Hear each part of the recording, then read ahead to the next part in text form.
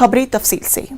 रूसी फौज यूक्रेन पर मुसलसल हमला कर रही है। रूसी फौज फिजाइया पूरी ताकत के साथ यूक्रेन के तमाम अहम मकामात पर बमबारी कर रही है। रूस के हेलीकॉप्टर यूक्रेन के आसमान पर मुसलसल मंडला रहे हैं। टैंक और तोपें जमीन पर अपनी ताकत दिखा रही है। यूक्रेन में खौफ व हरास का माहौल है। रूस ने यूक्रेन को 3 तरफ से घेर लिया है। इंटरनेशनल न्यूज एजेंसियों के मुताबिक रूसी फौज बहुत जल्द यूक्रेन की दारुल हुकूमत कीव पर कब्जा कर सकती है। कहा जा रहा है कि अगर रूसी फौज ने कीव पर कब्जा कर लिया तो रूसी फौज आज रात यूक्रेन में तख्ता पलट कर देगी। माहिरीन के मुताबिक अगर ऐसा होता है तो ये दुनिया का मुख्तसर तरीन वक्त है। यूक्रेन की वजारत दाखिला के मुशीर के मुताबिक दारुल हुकूमत कीव में 2 ताकतवर धमाकों की आवाजें सुनाई दी गई। रूसी फौज ने कीव पर क्रूज और बैलिस्टिक मिसाइलों से हमला दोबारा शुरू कर दिया है। यूक्रेन के सदर व्लादिमीर ज़ेलेंस्की का कहना है कि वो रूस का पहला टारगेट है। ज़ेलेंस्की के मुताबिक रूसी हमले में अब तक 137 से जायद शहरी हैं और फौजी एहलकार हलाक हो चुके हैं और सैकड़ों अफराद जख्मी भी हुए हैं। दूसरी जानिब आज फिर अक़वाम मुत्तहिदा की सलामती कौंसिल में रूस यूक्रेन जंग से मुतालिक अहम मीटिंग होगी।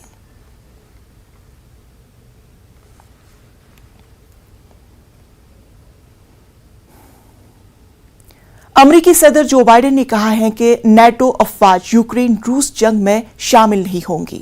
उन्होंने कहा है कि रूस को यूक्रेन पर हमले की संगीन कीमत चुकानी पड़ेगी। उन्होंने रूस के तमाम दावों को झूठ पर मबनी करार दिया। बाइडेन ने कहा कि हम 4 बड़े रूसी बैंकों पर पाबंदियां आयद किए जा रहे हैं। यह भी कहा गया है कि रूस अब अमेरिका से ज्यादा पैसे नहीं कमा सकेगा। बाइडेन के मुताबिक G7 ममालिक मिलकर रूस को जवाब देंगे। अमेरिकी सदर जो बाइडेन ने कहा है कि मेरा रूसी सदर पुतिन से बात करने का कोई इरादा नहीं है। वो साबिक सोवियत यूनियन को दोबारा कायम करना चाहते हैं। मेरे ख्याल में उनकी ख्वाहिश इसके बिल्कुल बरक्स है जहां हम इस वक्त हैं। बाइडेन ने कहा है कि यूक्रेन पर रूसी हमले के तनाजुर में अमेरिका नेटो अफवाज को मजबूत करने के लिए इजाफी अफवाज जर्मनी भेज रहा है। दूसरी जानिब बरतानिया ने रूस पर सफरी पाबंदियां भी आयद कर दी। रूस ने बरतानिया को उन पाबंदियों का माकूल जवाब देने की बात भी कही है।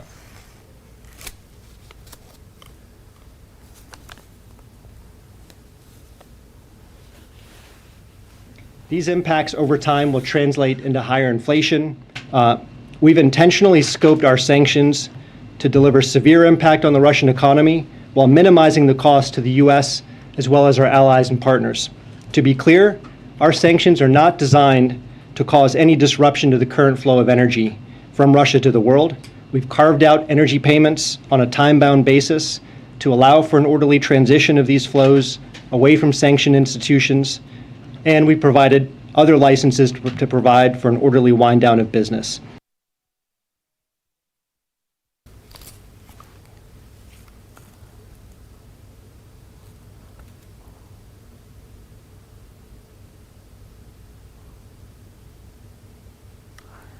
आपको बता दें कि अमेरिकी सदर जो बाइडेन ने कहा है कि नेटो अफवाज यूक्रेन रूस जंग में शामिल नहीं होंगी। उन्होंने कहा है कि रूस को यूक्रेन पर हमले की संगीन कीमत चुकानी पड़ेगी। उन्होंने रूस के तमाम दावों को झूठ पर मबनी करार दिया। बाइडेन ने कहा है कि हम 4 बड़े रूसी बैंकों पर पाबंदियां लगाने जा रहे हैं। यह भी कहा कि रूस अब अमेरिका से ज्यादा पैसे कमा नहीं सकेगा। बाइडेन के मुताबिक G7 ममालिक मिलकर रूस को जवाब देंगे। अमेरिकी सदर जो बाइडेन ने यह भी कहा कि मेरा रूसी सदर से बात करने का कोई इरादा नहीं है। वो साबिक सोवियत यूनियन को दोबारा कायम करना चाहते हैं। मेरे ख्याल में उनकी ख्वाहिश इसके बिल्कुल बरक्स है जहां हम इस वक्त हैं। बाइडेन ने कहा है कि यूक्रेन पर रूसी हमले के तनाजुर में अमेरिका नेटो अफवाज को मजबूत करने के लिए इजाफी अफवाज जर्मनी भेज रहा है।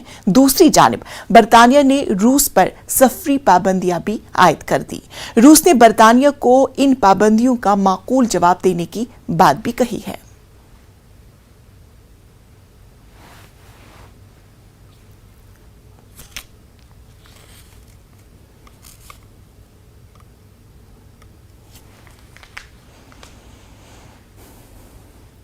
जम्मू कश्मीर से इस वक्त की बड़ी खबर आ रही है। शोपियां के इलाके अमशीपुरा में एनकाउंटर के एनकाउंटर का वाकया पेश आया है। 2 से 3 मिलिटेंटों के छुपे होने का इम्कान। सिक्योरिटी फोर्सेस ने मिलिटेंटों से हथियार डालने की अपील की है। मिलिटेंटों ने सरेंडर करने से साफ इनकार कर दिया। 44 RR पुलिस और CRPF की मुश्तरका कार्रवाई जारी है। ये खबर आपको जम्मू कश्मीर के शोपियां से बताई जा रही है, जहां पर एनकाउंटर जारी है। अमशीपुरा में एनकाउंटर हो रहा है। 2 से 3 मिलिटेंटों के छुपे होने का इम्कान जाहिर किया जा रहा है। सिक्योरिटी फोर्सेस ने मिलिटेंटों से हथियार डालने की अपील भी की है। मिलिटेंटों ने सरेंडर करने से साफ इनकार कर दिया। 44 RR पुलिस और CRPF की मुश्तरका कार्रवाई अभी भी जारी है। आपको ये खबर शोपियां के अमशीपुरा से बताई जा रही है, जहां पर 2 से 3 मिलिटेंट छुपे होने का खदशा जाहिर किया जा रहा है। हालांकि सिक्योरिटी फोर्सेस ने उन्हें हथियार डालने की अपील भी की है, ताहम मिलिटेंटों ने सरेंडर करने से साफ इनकार कर दिया, यानी अभी एनकाउंटर जारी है।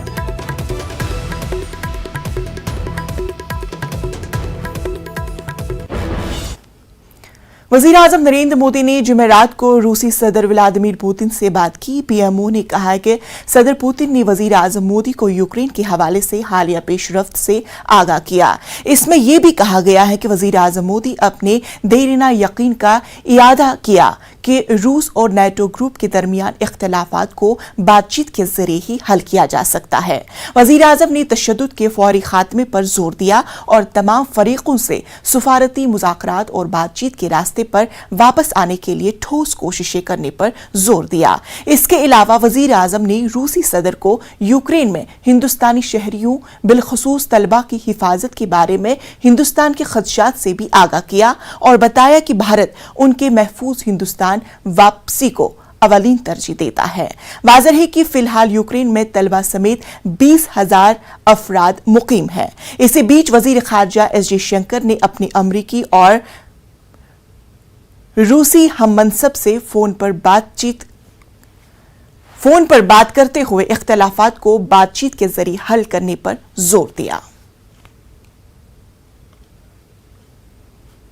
यूक्रेन की हिमायत में दुनिया भर में एहतिजाजी मुजाहिरे जारी हैं। रूस के सेनेट पीटरबर्ग के पास लोगों ने बड़ी तादाद में यूक्रेन की तायद में एहतिजाज किया।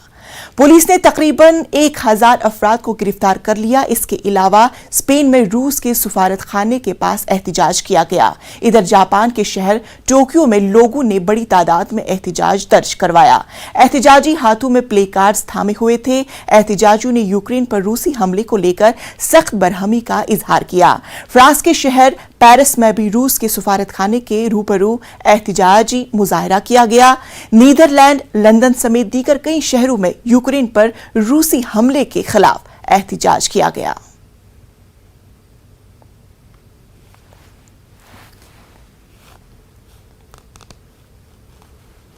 We're just asking democratic countries to help us, to support us, to protect us from all this unbelievable war that nobody could even think can happen. Inima mea sângerează astăzi pentru că mulți prieteni din Ucraina sunt acolo ascunși în beciuri, mulți care au plecat de război, orașele au fost bombardate și astăzi în solidaritate pentru Ucraina sunt aici. E o zi teribilă care n-are cum să nu ne îngrijoreze. Europa e amenințată, nu doar Ucraina, cu un asemenea lider politic care calcă în picioare întreaga legislație internațională. Ukraine में हिंदुस्तान के 20,000 से जायद अफराद फंसे हुए हैं, जिनमें रियासत आंध्र प्रदेश के तकरीबन 300 अफराद हैं। आंध्र प्रदेश से ताल्लुक रखने वाले तलबा के अफराद खानदान ने यूक्रेन में फंसे तलबा को बहिफाजत मुल्क को वापस लाने की हुकूमत से मुतालबा किया। పాప ఉక్రెయిన్లో కార్కీ యూనివర్సిటీలో ఎంబీబీఎస్ చదువుతుంది, మొదటి సంవత్సరం. మరి ఈ రష్యాకి ఉక్రెయిన్ యుద్ధం జరగడం వల్ల మా పాప అందులో చిక్కుకుంది. దయచేసి వాళ్ళకి ఏ రకమైన ఫుడ్ కానీ ఆహారం కానీ అందట్లేదు, వాటర్ కూడా బాగా ఇబ్బందికరంగా ఉందని చెప్పింది.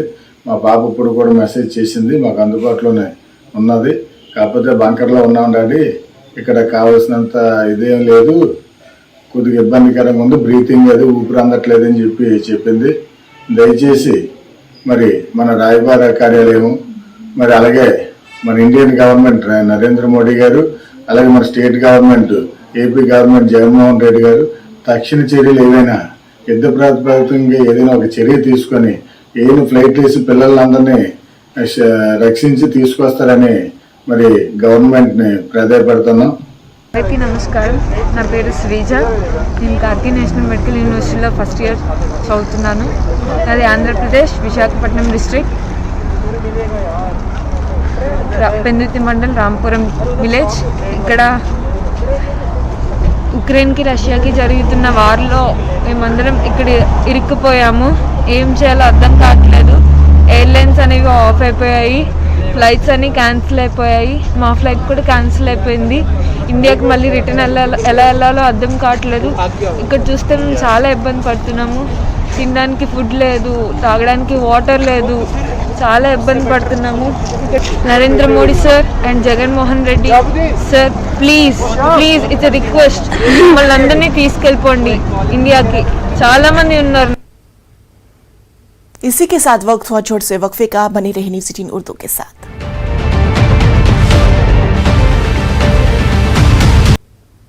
ब्रेक के बाद इस्तकबाल। यूक्रेन में फंसे हिंदुस्तानी तलबा को वापस लाने का मामला सुप्रीम कोर्ट में पहुंच गया।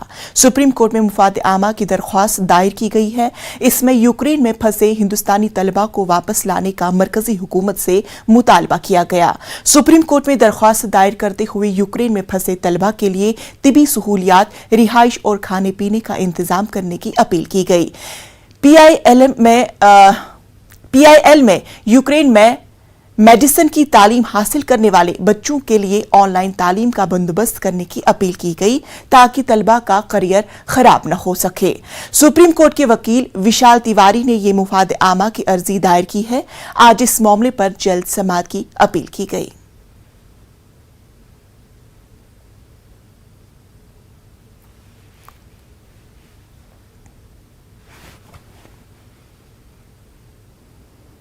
मरकजी वजीर ममलिकत दिफा अजय भट्ट के मुताबिक हुकूमत हिंद यूक्रेन में फंसे तलबा को हिंदुस्तान वापस लाने की पूरी कोशिश कर रही है। उन्होंने मजीद कहा है कि वजीर आजम मोदी खुद रूस यूक्रेन जंग की मॉनिटरिंग कर रहे हैं। उन्होंने तमाम हिंदुस्तानियों की हिफाजत के साथ वतन वापसी की यकीन दहानी कराई। मेरे साथ मौजूद हैं केंद्रीय रक्षा राज्य मंत्री अजय भट्ट जी। सर, यूक्रेन पे रूस ने हमला कर दिया है और देखा जाए तो हजारों भारतीय छात्र अभी भी यूक्रेन में फंसे हुए हैं। उनकी सुरक्षा की पूरी चिंता हमारी सरकार कर रही है और माननीय प्रधानमंत्री जी के नेतृत्व में पूर्व में जितने भी संकट आए अपने देशवासी सुरक्षित यहाँ पर लौटे हैं। और मैं समझता हूँ कि सारे छात्र छात्राएं या फिर हमारे नागरिक जो भी विदेशों में हैं पूरी तरह से सुरक्षित हैं और सुरक्षित लौटेंगे। जो हमको सीधे फ़ोन कर रहे हैं, जैसे मेरे पास भी बहुत सारे फ़ोन उत्तराखंड से आए हैं, तो उनको तुरंत उनका नाम, पता, टेलीफ़ोन नंबर, पासपोर्ट नंबर बना के हम विदेश मंत्रालय को सौंप रहे हैं, जिससे सुविधा हो रही है कि एकदम से लोग वहाँ पर उनको हम लोग सर्च कर सकें, पता लग सके, ताकि तकलीफ़ ना हो। तो इसलिए सरकार पूरी तरह से चिंतित है और सरकार पूरी तरह से कार्य कर रही है जिससे कि हमारे नागरिक व हमारे छात्र छात्राएं सुरक्षित रहें। सर, देखा जाए तो कल प्रधानमंत्री ने जो है पुतिन से बात की और उन्होंने भी कहा कि जो हमारे नागरिक हैं, जो छात्र हैं, उनकी सुरक्षा को लेकर बिल्कुल, इसीलिए मैंने कहा ना कि सरकार बहुत चिंता कर रही है। प्रधानमंत्री जी स्वयं चिंता कर रहे हैं। पूर्व में भी आपने देखा जो कोविड-19 आया उस समय भी कितने लोगों को हम भारत में लाए, और तो और बल्कि विदेशों के लोगों को भी ले आए, पड़ोसी देशों के लोगों को भी लाए हैं। तो उसी तरह से इस समय भी युद्ध स्तर पर सरकार कार्य कर रही है माननीय मोदी जी के नेतृत्व में। सर, देखा जाए तो लगातार भारत की तरफ से अपील किया जा रहा है कि युद्ध न हो, शांति व्यवस्था बनाए रखा जाए, और ऐसे में युद्ध शुरू हो गया है, तो वर्तमान हालात को देखते हुए आप लोग क्या कर रहे हैं? देखिए, मुझे इसमें कुछ नहीं कहना है। जो कहना है माननीय प्रधानमंत्री जी ने कह दिया है, माननीय रक्षा मंत्री जी ने कल बयान दे दिया है। हम सब लोग उन्हीं की छत्र छाया में है। वही सबका स्टैंड है, जो हमारी सरकार का स्टैंड है, जो माननीय प्रधानमंत्री जी ने कहा है। सर, अब जो छात्र हैं उनको लाने के लिए जो है व्यवस्था की बात आप लोग कर रहे हैं, लेकिन वहाँ पे तमाम जो एयरपोर्ट हैं वो ध्वस्त हो गए हैं। ऐसे में छात्रों से जो वहाँ पे फंसे ठीक है, जो संकट है वो सिर्फ हमारे लिए ही नहीं है, सारे विश्व के लिए है। जहाज नहीं आ पा रहे हैं, नहीं जा पा रहे हैं, नहीं उतर पा रहे हैं, तो सिर्फ भारत के ही जहाज नहीं है, कहीं के भी नहीं जा पा रहे हैं। हमने सारी व्यवस्थाएं करी, एयर इंडिया के जहाज भेजे। अब कुछ दिन का है, 2-1 दिन का है, लेकिन नागरिक हमारे सुरक्षित रहें, छात्र छात्राएं सुरक्षित रहें, इसके बारे में सारी बातें वहाँ पर हुई हैं। प्रधानमंत्री जी स्वयं इसकी मॉनिटरिंग कर रहे हैं, स्वयं देख रहे हैं। सर, देखा जाए तो यूक्रेन को भारत से बड़ी उम्मीद है। यूक्रेन के लोग लगातार, अधिकारी भी अपील करेंगे, प्रधानमंत्री अगर पुतिन से कुछ भी कहेंगे तो उनकी बातों को मानेंगे।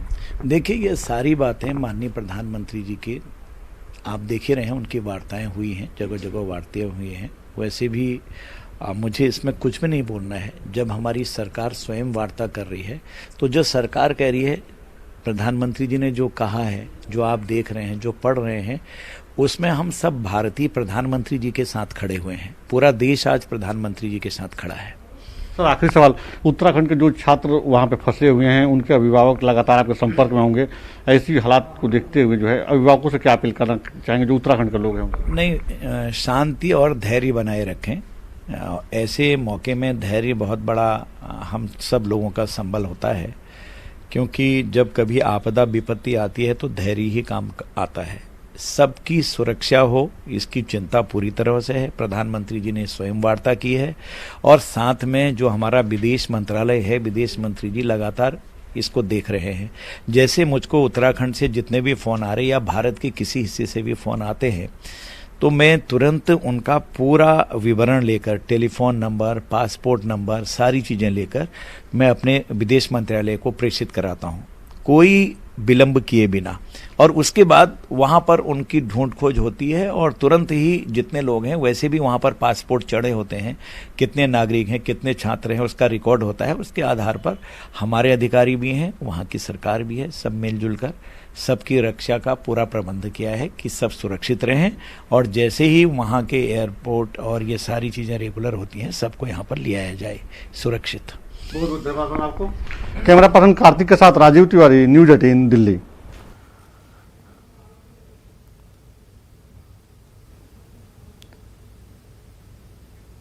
हमारे साथ मुहिबुल हक साहब जुड़ गए हैं। मुहिबुल हक साहब, अब अमेरिका समेत दीगर ममालिक ने रूस पर पाबंदी आयद कर दी है। देखिए, पाबंदी के 2014 से ही जब क्रीमिया का एनेक्सेशन किया था रूस ने, तो उसके ऊपर लगाई गई थी। और मैं ये समझता हूँ कि ये पाबंदी बहुत कारगर इसलिए नहीं होगी कि 2014 से अभी तक कारगर नहीं हुई, और जो एनर्जी पे और ऑयल पे जो यूरोप है वो काफी डिपेंडेंट है रशिया पे जी। जब यहाँ पे अगर ये इस तरह की पाबंदी होगी तो उनको कहीं और से खरीदना पड़ेगा, कहीं और से खरीदेंगे तो तेल और नेचुरल गैस की कीमत बहुत हाई हो जाएगी। फिर जो इंटरनल अनरेस्ट पैदा हो जाता है इन्फ्लेशन की वजह से, तो वो कंट्रीज भी मेरे ख्याल से बहुत ज्यादा दिनों तक इस पाबंदी पे अमल नहीं कर पाएंगी जी। मैं ये समझता हूँ कि जो अमेरिका ने कोल्ड वॉर के टाइम में अलायंस बनाया था और फिर यूनिपोलर डोमिनेंस के बाद, सोवियत यूनियन के डिसोल्यूशन के बाद जो अलायंस को इंटैक्ट रखने की कोशिश की थी, उसमें अब फिशर या क्रैक्स नजर आने लगे। अगर आप देखेंगे जर्मनी का अप्रोच और फ्रांस का अप्रोच शुरू में अमेरिका के बिल्कुल खिलाफ था, यानी अमेरिका की बातों में वो हाँ नहीं कह रहे थे, सिर्फ ब्रिटेन और अमेरिका ही साथ नजर आ रहे थे। तो मैं ये समझता हूँ नेटो कंट्रीज भी काफी हद तक डिपेंडेंट हैं एनर्जी और ऑयल के लिए। तो रशिया जो एक मिलिट्री और एनर्जी सुपर पावर है, उसको बहुत ज्यादा फर्क इससे नहीं पड़ेगा। बिल्कुल। आज दूसरी जानिब यूएन में आज मीटिंग होने जा रही है, तो इस मीटिंग को किस नजरिया से देखा जाए? देखिए, यूनाइटेड नेशन का जो स्ट्रक्चर है बतौर खास सिक्योरिटी काउंसिल का, international peace and security maintain करने की जिम्मेदारी सिक्योरिटी काउंसिल की है। इस सिक्योरिटी काउंसिल के 5 परमानेंट मेंबर हैं, उसमें चीन और रशिया भी है, और इनके पास वीटो का अख्तियार है। यानी सारी कंट्रीज अगर 14 कंट्रीज एक तरफ हो जाए और सिर्फ एक वीटो लैडन कंट्री यानी रशिया अगर नो कह दे, तो कोई एक्शन सिक्योरिटी काउंसिल की तरफ से नहीं हो सकता। तो मैं ये समझता हूँ कि कंट्रीज इंडिविजुअली कंडेम तो कर सकती हैं, जिसमें अमेरिका और उसके हलीफ ममालिक होंगे, लेकिन उसका कोई असर नहीं पड़ेगा। कंडेमिनेशन इनकी तरफ से जारी रहेगा, कोई एक्शन नहीं हो सकता है यूनाइटेड नेशन सिक्योरिटी काउंसिल की तरफ से। एक ही रास्ता था कि यूनाइटिंग फॉर पीस रेजोल्यूशन जो 1950 वाला था, अगर उस तरह की कोई सिचुएशन पैदा होती जनरल असेंबली में जो अभी पॉसिबल आ रही है, तो मैं समझता हूँ कि उस वक्त यूनाइटेड नेशंस के इंटरवेंशन का कोई केस पैदा होता। बिल्कुल। और दूसरी तरफ की कीव पर अगर कब्जा किया जाए तो तख्ता पलटने का खदशा किस हद तक जाहिर किया जा सकता है? देखिए, जो तख्ता पलटने का मामला ये मेजर पावर्स करती रही हैं। यूनाइटेड स्टेट्स ऑफ अमेरिका इस मामले में काफी नोटोरियस रहा है। आपने देखा होगा कि चाहे मोरसी का तख्ता पलटना हुआ इजिप्ट में, उसमें भी वेस्टर्न पावर्स इन्वॉल्व रही हैं, अल्जेरिया में इन्वॉल्व रही हैं, और बहुत सारी जगहों पे जहाँ पे डेमोक्रेटिक गवर्नमेंट को हटा करके मिलिट्री डिक्टेटरशिप लाए। तो ये मेजर पावर्स करती रहती। रशिया भी ये काम कर रहा है, और ये हो सकता है कि वहाँ पे प्रो रशियन जो लोग हैं उनको पकड़ दिया जाए। एक बात सोचने की कोशिश करनी चाहिए कि जो इंटरनली यूक्रेन में भी लोग काफी परेशान हैं। जो उनकी फॉरेन पॉलिसी है उससे वो ये समझते हैं कि जो pro west approach present government ने अपनाया, वो उसने रशिया को इन्वाइट किया इस राज के लिए और इस एग्रेशन के लिए। अगर ये नाटो ज्वाइन करने की कोशिश नहीं करते या नाटो की तरफ अपनी कदम नहीं बढ़ाते तो शायद ये सूरत पैदा नहीं होती। तो मैं ये समझता हूँ कि इंटरनली अगर आप देखें यूक्रेन में भी वहाँ एक बहुत कॉस्टली अफेयर है, लोगों की जाने जाती हैं, फिर पॉलिटिकल लीडरशिप को ब्लेम करते हैं, डेमोक्रेसी के अपने कंपैरिजन होते हैं। तो मैं ये समझता हूँ यूक्रेनियन लीडरशिप भी चूंकि डिफेंड भी नहीं कर पा रही है, रशिया के सामने जाहिर से बातें नहीं कर पाएगी, तो वो खुद अनपॉपुलर हो जाएगी और एक अनरेस्ट की सूरत पैदा होगी जिसका फायदा रशिया उठा सकता है। बिल्कुल बिल्कुल। अगर मोहिबुल हक साहब, अगर पाबंदियों की बात हम करें तो रूस ने बरतानिया को उन पाबंदियों का माकूल जवाब भी दिया है। तो किस तरह से हम इस सिचुएशन को देखें कि एक तरफ से पाबंदियां लगाई जा रही है और इस वक्त जंग का माहौल है, और उसके बाद भी रूस ने अपना जवाब दे ही दिया है? देखिए, मैं आपको बताऊं कि ये जो इकोनॉमिक सैंक्शन की जो politics United states of America ने अपनाई, अगर आज भी आप देख लें तो तकरीबन 30 कंट्रीज मिल जाएंगी जिसमें यूनाइटेड स्टेट्स ऑफ अमेरिका ने किसी न किसी तरह की पाबंदी लगा रखी है जी। तो इसे आमतौर पर लोग इकोनॉमिक टेररिज्म के तौर पे देखते हैं। यूनाइटेड स्टेट्स ऑफ अमेरिका की इस पॉलिसी या वेस्ट की इस पॉलिसी को इकोनॉमिक टेररिज्म समझते हैं, और वो समझते हैं कि उसमें डबल स्टैंडर्ड है। डबल स्टैंडर्ड इस तरह से है कि मिसाल के तौर पर अगर नॉर्थ कोरिया न्यूक्लियर बॉम्ब का एक्सप्लोजन कर ले तो उसके खिलाफ पाबंदी लगा देते हैं, इजराइल के न्यूक्लियर प्रोग्राम पर बिल्कुल खामोश रहते हैं। दूसरी जगह अगर पैलेस्टीनियन के इलाकों में घुस करके इजराइल सेटलमेंट बनाता है तो अमेरिका उसको रिकॉग्नाइज करता है, और दूसरी जानिब अगर दूसरी कंट्रीज वही काम करती है यानी इन्वेट करते हैं दूसरी कंट्रीज में जाकर के स्पेशल क्लास करने लगे तो उसको पाबंदी लगाता है। तो मैं समझता हूँ कि इसलिए जो अमेरिकन हेजिमनी और डोमिनेशन था, जो अमेरिकन एम्पायर वाला जो कॉन्सेप्ट था, और उसमें अब काफी हद तक दरारें पैदा हो गई हैं, और यूनाइटेड स्टेट्स ऑफ अमेरिका को अपनी हेजिमनी और डोमिनेशन मेंटेन करना इन हालात में बहुत मुश्किल नजर आ रहा है। बिल्कुल मोहिबुल हक साहब, हालात अभी बहुत ज़्यादा कशीदा है और ऐसे में यूक्रेन ने हिंदुस्तान से भी मदद की गुहार लगाई है। तफसीलात के लिए बेहद शुक्रिया।